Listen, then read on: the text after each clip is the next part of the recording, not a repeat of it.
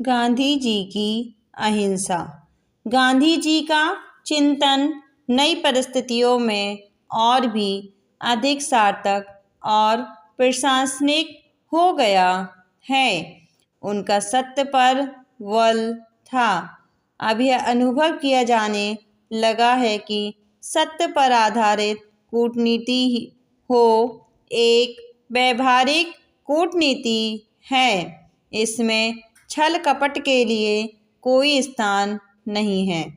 व्यक्तिगत जीवन में सत्य पर बल तो हमारे यहाँ प्राचीन काल से ही दिया जाता रहा है, परंतु गांधी जी ने सत्य, अहिंसा, सत्याग्रह और अपरिग्रह को सामाजिक संदर्भ में प्रस्तुत किया। अहिंसा को उन्होंने एक हथियार बना दिया।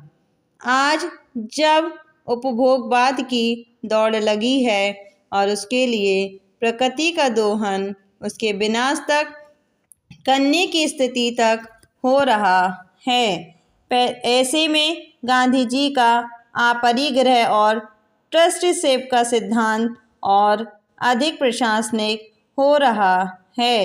हाँ, यह कहा जा सकता है कि विश्व अभी गांधी दर्शन को अपनाने के लिए पूरी तरह तैयार नहीं है।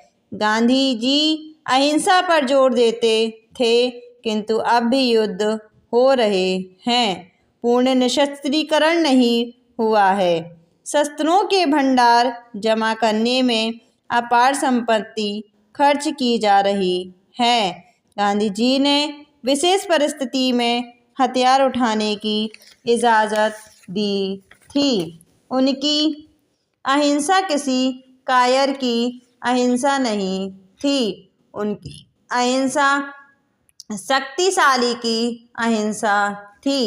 एक बार उन्होंने कहा भी था कि अगर आत्मसमर्पण का खतरा दिखाई दे तो तलवार उठाने में संकोच नहीं करना चाहिए। उन्होंने कश्मीर में सेना भेजने का समर्थन किया था। गांधी जी अन्य नेताओं की तरह केवल नीति तक जाकर नहीं रुकते। उनकी विशेषता यह थी कि वे उसे सिद्धांत का जामा पहनाते थे।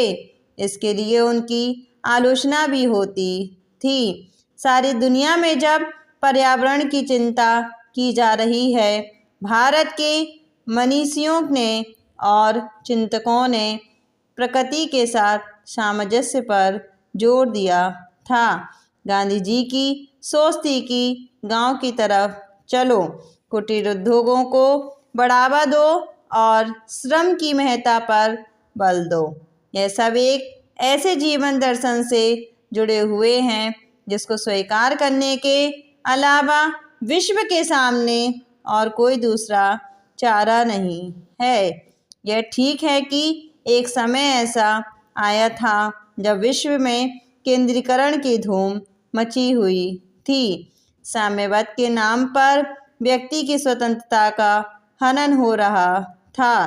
भौतिक सुविधाओं के नाम पर विज्ञान और तकनीकी का एक अर्थ में दुरुपयोग होने लगा था। इस समय गांधी जी की प्रासंगिकता पर प्रश्न चिन्ह जरूर लगे थे।